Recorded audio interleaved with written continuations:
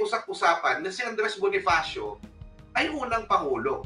No? Dahil ang katipunan daw ay naging pamahalaan. Nakilalanin si Andres Bonifacio bilang unang Pangulo ng Pilipinas. And it was signed by important historians and the members. Marami yung mga historiador ang pumirma. Importante historiador ang pumirma dito sa resolusyong ito. Appointing officials in the name of Bonifacio.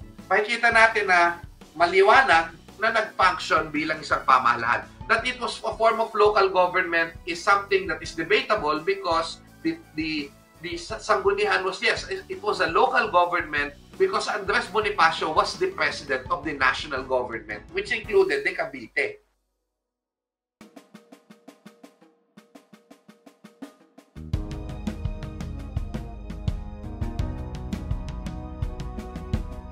It's showtime!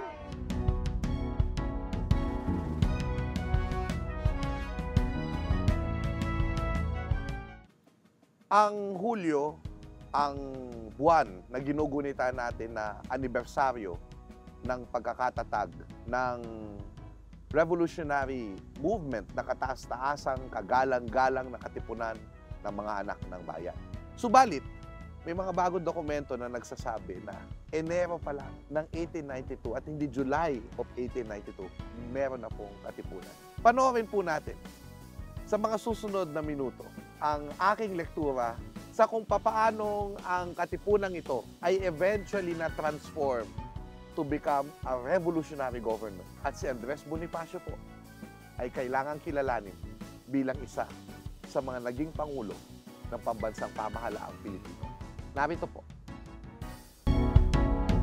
Matagal na pong may usap-usapan na si Andres Bonifacio ay unang Pangulo. No? Dahil ang katipunan daw ay naging pamahalaan. Sa mga historiador, ang pinakaunang seryosong tumalakay dito, ang aking mentor na si Dr. Milagros Guerrero, ang namayapang si Sir Ramon Villegas, at si Emmanuel Encarnacion. No? Saan ho nila tinalakay yan? Noong early 1990s, sa isang souvenir program, gumawa sila ng historical paper na nilagay sa isang souvenir program ng pagbubukas ng Tutuban Mall. Bakit po? Kasi yung Tutuban po ay dyan po sa bahagi na yan ay tumira si Gat Andres Bonifacio. Pinaniniwalaang nariyan po yung bahay nila. Sinulat din nila ito sa isang 1996 issue ng NCCA Sulyap Kultura kung saan sa kanilang artikulong Andres Bonifacio and the 1896 Revolution, pinakita nila yung iba't ibang dokumento na nagsasabing si Andres Bonifacio ay isang Pangulo. Ito'y isyong akademiko. Mga guro lamang ng kasaysayan halos ang nakakaalam. Subalit, noong ika-150 taong kaarawan ni Gat Andres Bonifacio, noong 2013, ay nagkaroon po bigla ng pagsambulat ng issue nang ito ay i-take ng isang labor alliance na sentro. At nilaunch po nila ang isang campaign, Bonifacio, unang Pangulo. So, lumabas ang sentro upang iproklama ang pagkilalang ito kay Gat Andres Bonifacio mula sa mga tao na nakaka-identify sa kanya, yung mga working class. No, gayon din, nagkaroon ng House Resolution number 651, ang Makabayan Bloc, kung saan sila ay nagbibigay ng resolusyon. Of course, hindi ito na-approve, no? Pero ito yung resolusyon na nag-express ng recognition kay Andres Bonifacio bilang unang Pangulo ng Pilipinas. At ina-urge ang Pangulo ng Pilipinas, no? Ito yung panahon pa ho noong panahon ni Noynoy Aquino, no? Na through the Department of Education and Commission on Higher Education, na kumilos upang ipropagate ito. 2013, nagkaroon ng taunang pambansang komperensya ang Philippine Historical Association. Ang naging paksa o tema ng komperensya ay si Andres Bonifacio. At ang nangyari po ay doon mismo sa komperensya na ito ay naroon si Dr. Mila Guerrero, kasama ko si Jonathan Balsamo.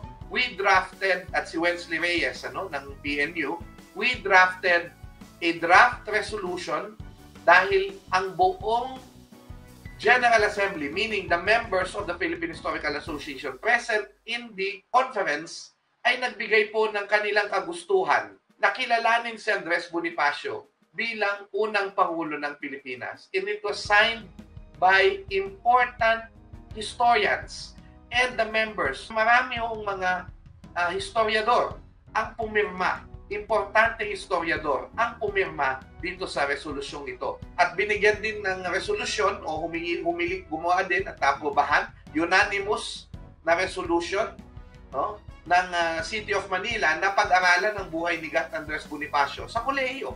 No? Ay hinihiling nila ang Kongreso na ito ay isabatas. Gayon din ang dakbayan ng Sugbo o yung City of Cebu, to yung kanilang presiding officer na si Edgardo Labella ay nagkaroon ng resolution din, no, na ina-adapt yung tinatawag na pagkilala kay Andres Bonifacio bilang unang Pangulo, at gayon din ang City of Cotabato. Nagkaroon din ng kahilingan noong 2013 na magkaroon na finally ng state funeral si Bonifacio.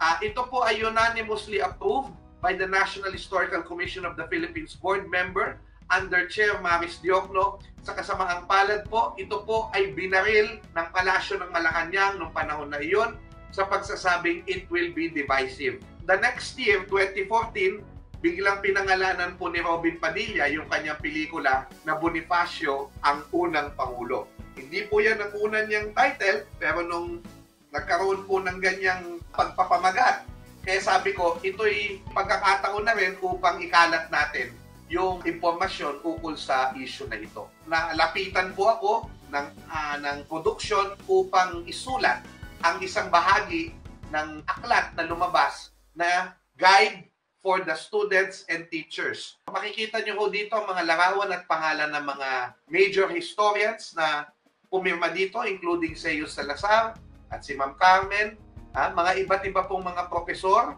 sa iba't ibang pamantasan sa Pilipinas, Father Albert Alejo, Paring Bert, no? Si Ramon Guillermo, Vim Nadera, 13 mga PhD, 13 mga PhD ng Department of Filipino ng UP Diliman ay pumirma, no? Gayon din ang kasalukuyang chair ng History Department ng De La Salle, Jose Romel Hernandez, no? Lars Raymond Ubaldo, Maria Florina Aurelius Juan, Bani Biernas, si Dulce Festin Baybay, Dr. Luis Camaraderi, no? Sociologist na si Clem Aquino, no? At marami pa hong iba, no? Vicente Villan, Carlos Tatel, marami pa hong ibang mga historiador na nakikita ninyo ang kanilang pangalan. At gayon din ang ilan sa mga avid history lovers mula sa public service tulad ni Ignacio Bunye na dating mayor ng Muntinlupa at dating presidential spokesperson at bahagi ng Money Board, ay sumulat pa ng mga columns ukol sa issue, no? Si Professor Ramon Casiple, si Secretary Alberto Romulo ay nagbigay din ng kanyang suporta. Gayon din ang national artists na si Bienvenido Lumbera at si national artist Virgilio S. Almario. Bakit ho pumirma ang mga matatalinong tao, ang mga eksperto sa kasaysayan at kulturang Pilipino? Papakita ko po sa inyo ang ilan sa mga dokumento. Noong panahon na iyon, ang nakikita natin ay mayroong mga papel na kumikilala kay Andres Bonifacio bilang Pangulo ng Haring Bayan Katagalugan. So, isa po itong dokumento ng pagtatalaga kay Emilio Jacinto Pinquian bilang Pangulong Hukbo sa Dakong Hilagaan ng Maynila. No, pinirmahan ng Pangulo ng Haring Bayan, Andres Bonifacio, May Pag-asa. So, makikita po natin na may nagsasabi na hari daw si Andres Bonifacio. Hindi daw siya Pangulo. Kaya daw siya Supremo kasi gusto niya maging hari. Pero hindi po, maliwanag po nakalagay na titulo niya, Pangulo ng Haring Bayan Katagalugan. O, meron pong seal, isa pa hong ebidensya ay yung isang dyaryo mula sa La Ilustración Española y Americana kung saan may larawan po ni Gat Andres Bonifacio at ang nakalagay po ay titulado Presidente de la República Tagala o President of the Tagalog Republic. O, sa artikulo, tinukoy din na meron din siyang katumbas ng isang gobyerno, siyang Pangulo at may mga konseho. Consejo de Ministros del Consejo Supremo Popular. O Presidente Andres Bonifacio, Guerra, Teodoro Plata, Estado, Emilio Cinto, etc., etc., etc. So, tinukoy din doon, Pebrero 1897, na si Andres Bonifacio at ang kanyang generalissimo na si Emilio Aguinaldo. So, at that time, si Andres Bonifacio ay generalissimo. So, yun po ang sinasabi. Hindi pa kilala ng Espanya to sa gobyerno. Ang sinasabi lang ng Espanya, may malagobyernong itinatag. At si Andres Bonifacio nga ang kanilang pangulo. Ano ba yung argumento sa pagsasabing hindi naman talaga unang pangulo o hindi pangulo si Andres Bonifacio? Ano po? O isa-isahin natin. At mga valid claims po ito. Number one, there is a claim that Andres Bonifacio's government was not a government simply because it didn't have the basics for a recognized government in the West. There was no constitution and no foreign recognition, aside from the fact that there was little documentation that it functioned as a government. Also, if Bonifacio was president because he was Supremo of the Katipunan, then he should have been only third president. Deodato Arellano, the one who is pictured being the first president of the Katipunan, 1892 to 1893, and Roman Basa II, 1893 to 1895. Also, one historian said that we should be conscious of the real intention of Bonifacio's claim as Pangulo. There were many people officially titled president during that time, including the mayors. They were called presidentes municipales. This suggests that Bonifacio was referring to himself only as a local leader. Some argue that one must go beyond Bonifacio's claim as president. It must be seen that his government functioned as such. Bakit po si Andres Bonifacio ang unang pangulo ng pamahalaan sa Pilipinas, gayong siya'y pangatlong pangulo lamang ng Katipunan? Dito, kailangan nating pag-ibahin ang Katipunan bilang isang organisasyong lihim at ang Katipunan nung ito'y naging pamahalaan. At kailan po ito naging pamahalaan? Nakaiba doon sa lihim na samahang Katipunan na unang pinamunuan ni Deodato Arellano at ni Roman Basa at pangatlo lang si Bonifacio. Ito po ay naganap noong Agosto 24, 1896. Dito naging pangulo ng pamahalaan si Andres Bonifacio. Kahit po ang biyak na Bato Constitution, nakalagay po that the separation of the Philippines from the Spanish monarchy and their formation into an independent state with its own government called the Philippine Republic has been the end sought by the revolution in the existing war begun on the 24th of August, 1896. Memoirs ni General Santiago Alvarez. Ano daw nangyari noong August 24? May Lunes, August 24, 1,000 na daw yung Katipunan. Dahil sa walang tigil at sunod-sunod na datingan, no, nag-anyaya si Bonifacio ng pulong at doon napagkasunduan nila na, ito na nga, titindig ang mga anak ng bayan, 12 ng gabi, araw ng Sabado, 29 ng Agosto. So ito yung August 30. Kasi 12 o'clock, August 30 na yon. Gayun din, mayroong pag-appoint ng tinatawag na mga generales ng brigada. Ayun, generales ng brigada na siyang papalibot sa Maynila, no, sa araw ng pagkakaroon ng labanan. Nag-decide sila na magre-revolution na. Ito yung usually na tinatawag nating Cry of Balintawak. Ang punitan ng sedula nangyari the day before, August 23. So yung August 24, ito yung pasyana ng date ng pagsalakay at yung pag-a-appoint ng generales de brigada. Isa pang sinasabi natin na dokumento ay hindi lang memoirs, kundi aktual na draft ng isang dokumento na nagsasabi na ito po, no? Ito'y draft ng appointment kay Mariano Alvarez bilang pinuno ng Magdiwang, ang sangguniang bayan ng Cavite. At ayon dito, nakalagay, ayon sa pinagkaisahan sa ginanap na pulong ng kataas-taasang kapisanan noong ika-24 nitong umiiral na buwan, 24th, tungkol sa paghihimagsik, revolusyon, at sa pagkakailangang maghalal ng magsisipamahala sa bayan at mag-aakay ng hukbo na ang nakita niyong dokumento ay nagsasabi na noong ika-24 nito umiiral na buwan dahil sinulat po ang dokumento Caloocan, Maynila, ika-26 ng Agosto. Ibig sabihin, malapit po sa time ng pinagganapan, nagkaroon sila ng pulong ukol sa pag-iimagsik at sa pagkakailangang maghalal ng magsisipamahala sa bayan. Ano yung magsisipamahala sa bayan? Hindi pamahalaan at yung mag-aakay ng hukbo. The real transformation of the armed forces of the Philippines. The Katipunan became the armed forces of the Philippines, kumbaga. At meron ng commander-in-chief, and that commander-in-chief was the kataas-taasang Pangulo, Andres Bonifacio.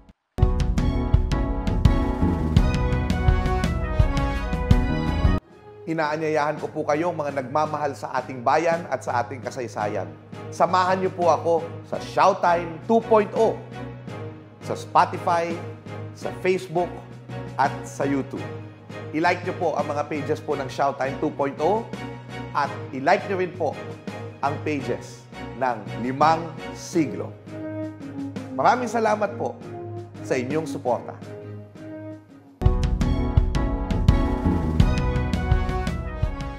You always hear Santiago Alvarez write Supremo. You always hear Emilio Aguinaldo write the title of Bonifacio Supremo. After the revolution, we always read that the title of Bonifacio was Supremo. But according to the documents scanned by the Archivo General Militar de Madrid, which was accessed by Jim Richardson, ano pong makikita natin dito? Sinulat niya po yan sa kanyang The Light of Liberty, isang aklat, no, na inilathala ng Ateneo Press. Pero ang mga contents po niyan ay mababasa niyo ng libre sa kanyang Katipunan website. So, hanapin niyo lang sa Google, Katipunan website, Jim Richardson. Wala akong excuse na hindi natin ito mabasa sapagkat libre po ito sa kanyang website. Mababasa po natin na bagamat after the war, makikita nyo na Supremo ang itinatawag kay Andres Bonifacio, o El Supremo nakalagay. Hindi po niya sinasign ng sarili niya na Supremo. He never signed himself Supremo. He signed himself ang K Pangulo. Ano yung K Pangulo? Ang K ay kataas-taasang Pangulo. Bakit po? Sapagkat sa setup po nila, lahat na tinatawag Pangulo. Yung Pangulo ng Sangguniang Bayan, Pangulo yun. Pangulo ng Sangguniang Balangay, Pangulo yun. Siya lang yung kataas-taasang Pangulo. Dahil bahagi siya ng Executive Board. So, Pangulo ng kataas-taasang kapulungan, ayun na. So, kung titignan nyo, Pangulo talaga ang kanyang title. Pangulo ng Haring Bayang Katagalugan. So, ito po yung kanilang setup. Siya'y kataas-taas, bahagi ng kataas-taasang Sangguniang Executive Board. Ang iba pong nasa ilalim niya, Pangulo din ang tawag. Kaya po siya Supremo. Dahil siya yung kataas-taasang Pangulo, Supremo Presidente. Pero hindi siya ang diktador. Bakit? Consultative and democratic po ang Katipunan sapagkat ang desisyon na huli sa mga matataas na mga desisyon o pasya ay doon sa kataas-taasang kapisanan na lahat ng mga Pangulo ng Sangguniang Bayan kasama ang kataas-taasang Sanggunian ay kasama. So maliwanag po yan. Yan po ang pinatawag ni Andres Bonifacio, yung kataas-taasang kapisanan doon sa tinatawag natin na Cry of Balintawak. Mayroong konstitusyon ang pamahalaan na ito. At sabi nila, kartilya daw yung konstitusyon. Sabi namin, hindi. Kasi po, moral code ito. Hindi ito ang konstitusyon ng Katipunan.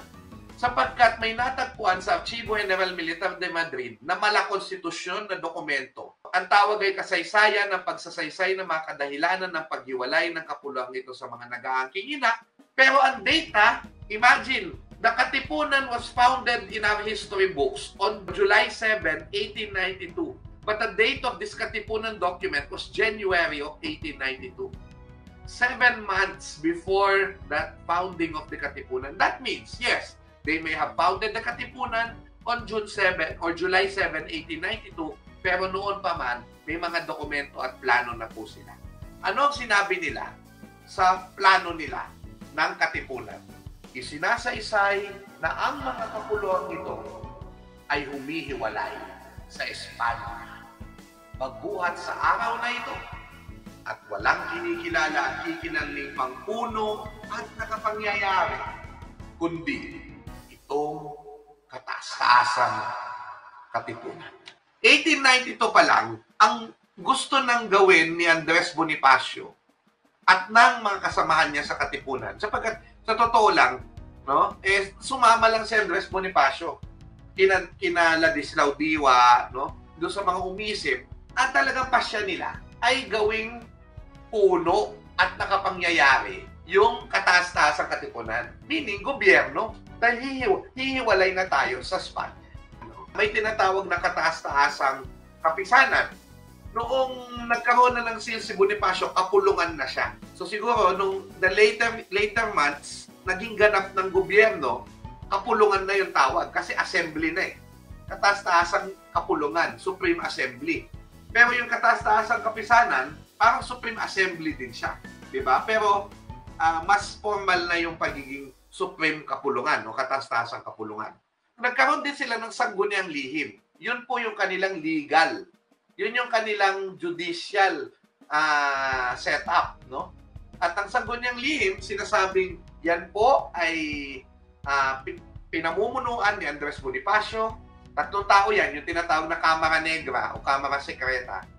Andres Bonifacio, Emilio Jacinto, at si Pio Valenzuela. Dr. Pio Valenzuela. Yung doktor ng Katipunan, at sa kanya po pinangalan yung bayan ng Pulo, ngayon ay lungsod ng Valenzuela sa National Capital Region. No? So malaki ang papel ni Dr. Pio. No? Ayan po ang kanilang mga pirma sa cipher ng Katipunan. Meron po sila, pinalitan po nila yung mga letra para hindi mabasa ng mga Kastila. No? Ang kataas-taasang Pangulo, may Pag-asa. Ang kataas-taasang kalihim, Pingkian, Emilio Jacinto. Ang kataas-taasang taga-usig, Dimas Sayaran o si Pio, Dr. Pio Valenzuela. Sila po yung nagtatakda kung sino yung mga taksil sa Katipunan. At sa isang dokumento ng Archivo General Militar de Madrid, may mga nilagyan pa ng larawan na wala na siguro yung mga larawan kasi paste yan eh. So pinaste nila, tapos may larawan, pandikit, tapos may mga larawan. At yan yung kanilang mga pangalan at yung kanilang mga alias. Ito yung mga may sala sa Katipunan at ito yung malamang sinasabit o ina-announce nila sa kanilang mga kasama. Nag-function ba na pamahalaan yung pamumuno ni Bonifacio?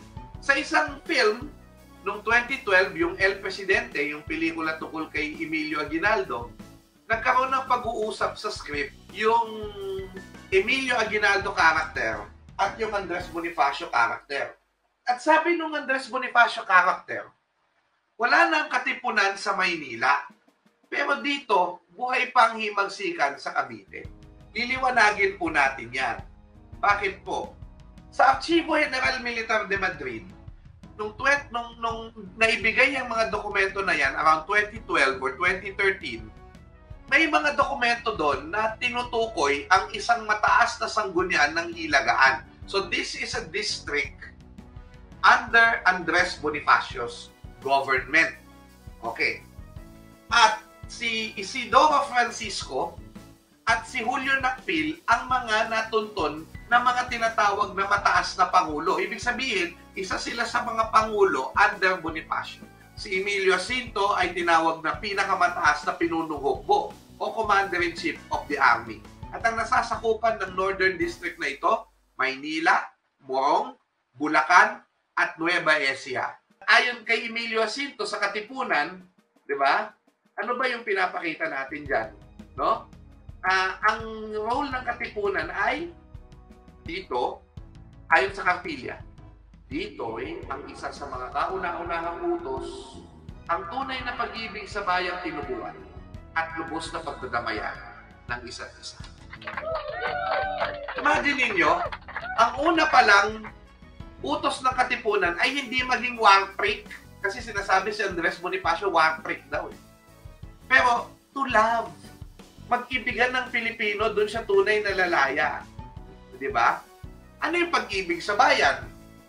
Ayon sa kanyang dekalogo, Pag-ibig ito sa Diyos, sa bayan, at sa kapwa-tao.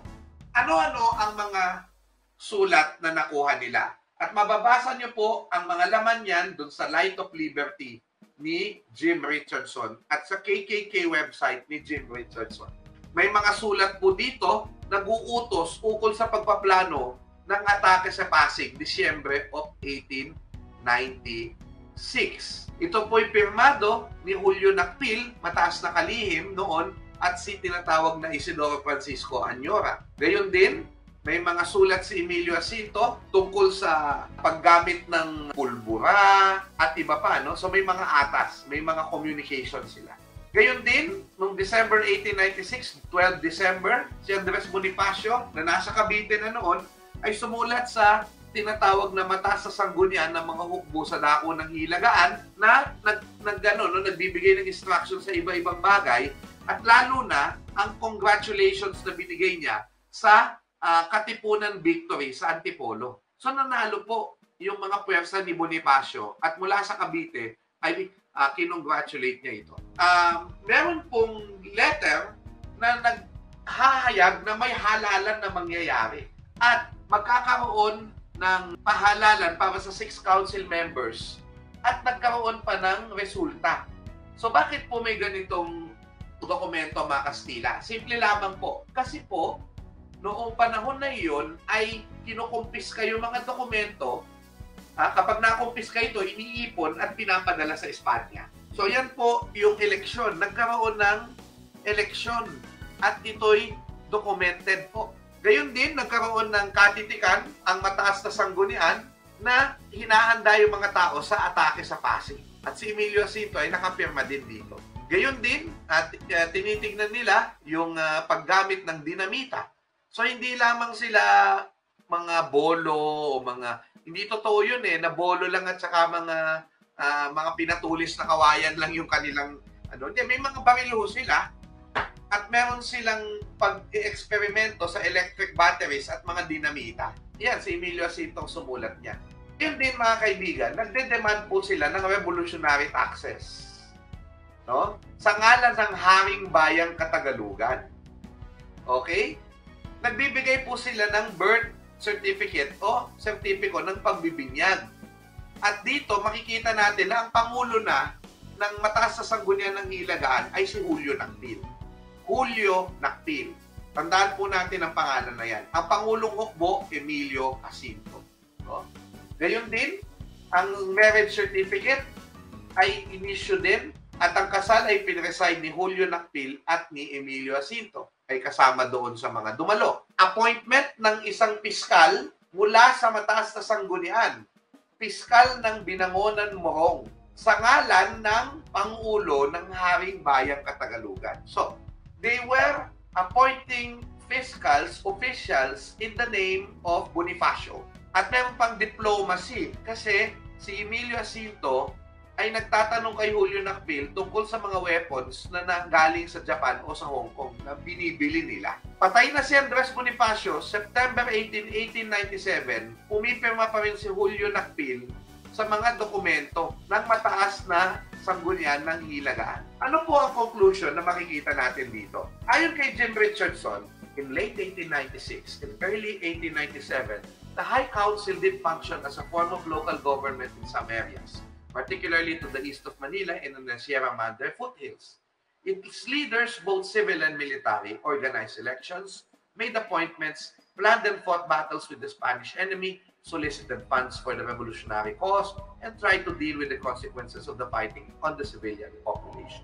Pakikita natin na maliwanag na nag-function bilang isang pamahalaan. That it was a form of local government is something that is debatable because the sanggunian was, yes, it was a local government because Andres Bonifacio was the president of the national government, which included the Cavite chapter of the Katipunan.